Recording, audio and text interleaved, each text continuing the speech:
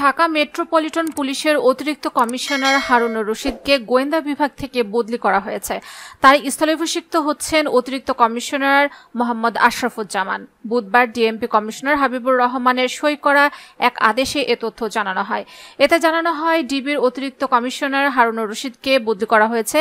তিনি ডিএমপির অতিরিক্ত কমিশনার হিসেবে নিয়োগ পেয়েছেন। একই প্রজ্ঞাপনে ডিএমপির অতিরিক্ত পুলিশ কমিশনার ডক্টর খ মহিন উদ্দিনকে ক্রাইম অ্যান্ড অপারেশনস থেকে DMP logistic, finance and procurement এবং অতিরিক্ত পুলিশ কমিশনার মোহাম্মদ আশরাফুজ্জামানকে লজিস্টিক, ফিনান্স অ্যান্ড প্রকিউপমেন্ট থেকে ডিবিতে বদলি করা হয়েছে। উল্লেখ্য, 2022 সালের জুলাইতে ডিবিতে একেএম হাফিজ আক্তারের স্থলাভিষিক্ত হন হারুনুর রশিদ। আলোচিত এই পুলিশ কর্মকর্তা 2021 সালের মেতে যুগ্ম কমিশনার হিসেবে গোয়েন্দা বিভাগে পদোন্নয়ন পান। এর আগে ডিএমপির তেজগাঁও বিভাগের উপকমিশনার এবং নারায়ণগঞ্জ ও গাজীপুরে পুলিশ সুপার হিসেবে দায়িত্ব পালন করেন।